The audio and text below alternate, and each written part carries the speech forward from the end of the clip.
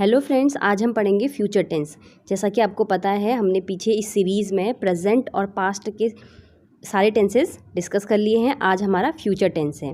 Future tense का indefinite tense आज हम डिस्कस करेंगे और इस टेंस में हमको भविष्य में होने वाली घटनाओं के बारे में बताना होता है। यानी भविष्य में अगर कोई घटना होने वाली है और उसको हमने इंग्लिश में बोलना है या उस सेंटेंस को हमने इंग्लिश में बनाना है, तो उसके लिए हम कैसे सेंटेंस बनाएंगे ये आज हम सीखेंगे।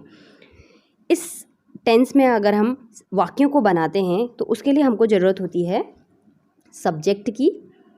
और सब्जेक्ट अगर फर्स्ट पर्सन है, फर्स्ट पर्सन में क्या आता है? आई एंड वी। फर्स्ट पर्सन में आई और वी आता है। अगर आई और वी आएगा तो उसके साथ हम सेल का यूज़ करेंगे। और आई और वी को छोड़कर जितने भी सब्जेक्ट हमारे पास हैं उनके साथ हम विल का यूज़ करेंगे। आई होप यहाँ तक समझ में आया होगा कि आई और वी के साथ सेल और अदर के साथ विल। बट इसका मतलब बच्चों ये नहीं कि हम आई और वी के साथ विल का यूज़ नहीं कर सकते या अदर सब्जेक्ट्स के साथ सेल नहीं लगा सकते। ऐसा भी होता है, बट वो कॉन्सेप्ट अभी हम डिस्कस नहीं करेंगे। आगे आने वाले वीडियोज़ में मैं आपको उसके बारे में बताऊँगी। अभी बस इस टेंस के बारे में इतना जान लो कि भविष्य को शो करने के लिए हमने इन दो मॉडल्स का यूज़ करते हैं। बच्चों, ये मॉडल्स होते हैं, ठीक है, जो भविष्य में होने वाली घटना को एक्सप्रेस करने के लिए सेंटेंस में सब्जेक्ट के साथ लगाई जाती है। इसके अलावा है कैन, क्योंकि भविष्य में अगर कोई हमने चीज़ बतानी है तो उसके साथ हम कैन और मे का भी यूज़ करते हैं। क्यों? क्योंकि सपोज़, कल्पना और अनुमान, ये सारी चीज़ें जो होती हैं वो हम इन्हीं मॉडल्स के थ्रू दिखा सकते हैं, ठीक, क्योंकि फ्यूचर टेंस में हमने इन्हीं मॉडल का यूज़ करके सेंटेंसेस को बनाना होता है, ठीक। और इसमें हम वर्ब की फर्स्ट फॉर्म का यूज़ करते हैं। थोड़ा सा बच्चों आपको कन्फ्यूजन होगा क्योंकि आज तक आपने यही समझा होगा कि विल सेल से हमारा फ्यूचर टेंस बनता है। बट मैं अभी आगे आपको इस वीडियो में बताऊँगी कि फ्यूचर टेंस जो है अदर हेल्पिंग वर्ब्स के साथ भी बनाया जाता है, ठीक है। बस अब आप यहीं पर इतना समझें कि फ्यूचर जो होता है, भविष्य जो होता है, वो सपोज किया जाता है, यानी उसकी केवल अनुमान हम लगा सकते हैं, इसीलिए ऐसा होता है, ठीक। यहाँ तक का कॉन्सेप्ट आपको समझ में आया होगा। आगे देखते हैं, ये एग्जाम्पल हैं। एग्जाम्पल में देखिए बच्चों, पहला वाक्य है हम घर की सफाई करेंगे, ठीक है। तो इसका हमने बनाया है we shall clean the house. देखो, वी सब्जेक्ट हो गया, इसके साथ सेल, क्लीन वर्ब की फर्स्ट फॉर्म, द हाउस इसका वर्ब का ऑब्जेक्ट हो गया। अगला है मैं पढ़ाई करूँगा, आई फर्स्ट पर्सन है, सेल का यूज, स्टडी। इसी तरीके से वह कार्य कर सकता है, ये भी भविष्य की एक कल्पना है, भविष्य का एक अनुमान है, ठीक है।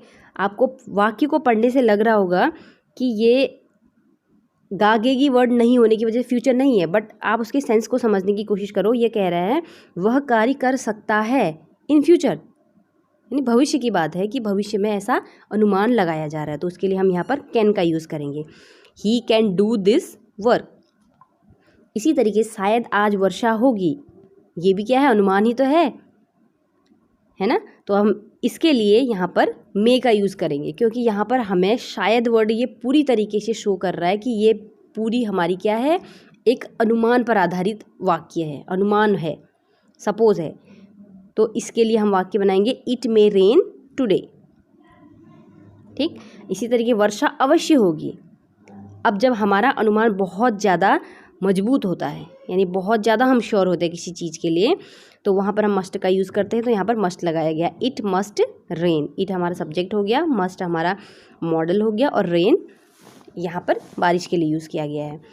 अब देखिए, उसे जाने दो, है ना ये प्रेजेंट है और न ही ये पास्ट है, तो फिर ये क्या है? फ्यूचर है। उसे जाने दो, तो इसको भी हम फ्यूचर में ही रखते हैं, लेट हिम गो। आओ हम बाजार चलें, इसमें भी क्या है? प्रपोजल है, फ्यूचर का प्रपोजल है। अभी नहीं हो रहा है, पास्ट में भी नहीं हुआ था, बट फ्यूचर के लिए ये एक प्रपोज किया जा रहा है कि let us go to market, let us go to market. ये कॉन्सेप्ट थोड़ा फ्यूचर से हटके हैं, बट यहाँ पर इनको मेंशन करना इसलिए ज़रूरी है ताकि हमारे माइंड में ये कॉन्सेप्ट रहे कि फ्यूचर को केवल हम विल या शेल के अलावा भी अदर मॉडल्स का यूज़ करके बना सकते हैं, बशर्ते उसमें हमारे फ्यूचर की जो फीलिंग है वो ज़रूर आनी चाहिए। आई होप यहाँ तक समझ में आया होगा। आगे देखते हैं। देखो, अब है इस टेंस को बनाने का स्ट्रक्चर, फॉर्मूला। जो कार्य भविष्य में होगा सिंपल फ्यूचर टेंस के अंतर्गत आएगा, जैसे आई शैल मीट यू एग्जाम्पल के लिए। और जो प्लान होगा, यहाँ पर थोड़ा सा ध्यान देने वाली बात है बच्चों, जैसा कि मैं आपको स्टार्टिंग से ही समझा रही हूँ कि फ्यूचर जो टेंस है वो बहुत अदर टेंसेस में भी फैला हुआ है। जिस तरीके से आप देख रहे हैं मॉडल का यूज़ करके हम फ्यूचर का टेंस बना रहे हैं, तो इसी तरीके से अगर जो कार्य भविष्य के लिए प्लान है, यानी हमने प्लानिंग करके रखी है, तो उसको हम सिंपल प्रेजेंट टेंस में भी व्यक्त कर सकते हैं, प्रेजेंट में भी व्यक्त कर सकते हैं। The train departs at 8 PM tonight. आपने इस तरीके के सेंटेंस न्यूज़पेपर या न्यूज़ हेडलाइंस में देखी होंगी, ठीक है। The train departs at 8 PM tonight. तो ये क्या है तो प्रेजेंट इंडेफिनिट, बट इसका सेंस क्या निकल रहा है? सेंस निकल रहा है फ्यूचर का। जो ट्रेन है वो आज रात 8 बजे जाती है ना। वाक्य बना रहे, वाक्य करेक्ट है, बट ये फ्यूचर को शो कर रहा है। बट हमें इतना ही समझना है कि ये वाक्य फ्यूचर की बात को हमें समझा रहा है। तो वही फॉर्मूला जो अभी थोड़ी देर पहले हमने डिस्कस किया था वो भी है यहाँ पर, कि अगर हमारा सब्जेक्ट, हमारे अफर्मेटिव सेंटेंसेज हैं तो हम सब्जेक्ट विल शेल या मॉडल कहो वर्ब की फर्स्ट फॉर्म के साथ ऑब्जेक्ट लगा के बनाते हैं। और नेगेटिव अगर हमारे पास सेंटेंस है तो हम इसमें विल या शेल के बाद नॉट प्लस V1 और ऑब्जेक्ट लगा के बनाते हैं। और इसी तरीके से अगर हमारे पास इंट्रोगेटिव सेंटेंस आते हैं तो कैसे बनाएंगे? आपको मैंने पिछले वीडियोज़ में भी डिस्कस किया है कि इंट्रोगेटिव सेंटेंस 2 तरीके के होते हैं, एक जो हेल्पिंग वर्ब से शुरू होते हैं, दूसरे जो WH वर्ड यानी क्वेश्चन वर्ड से के साथ स्टार्ट होते हैं। तो यहाँ पर अगर विल सेल से अगर हम सेंटेंस को स्टार्ट करें तो उसके बाद subject plus V1 plus object. लेकिन अगर हमारे वाक्य के बीच में क्वेश्चन वर्ड हैं तो हम सबसे पहले क्वेश्चन वर्ड लिखेंगे, उसके बाद विल शेल लगाएंगे, बाकी का फॉर्मूला सेम रहेगा। तो आई होप यहाँ तक आपको समझ में आया होगा। आप इसके एग्जांपल्स देखते हैं। ये देखिए बच्चों, अगर एक ही वाक्य को हम तीनों में निकाल के देखें, जैसे ही विल राइट, वह लिखेगा। ही विल नॉट राइट, वह नहीं लिखेगा। विल ही राइट, क्या वह लिखेगा? तो यहाँ पर क्या से वाक्य शुरू हो रहे हैं, यानी हेल्पिंग वर्ब से शुरू होगा।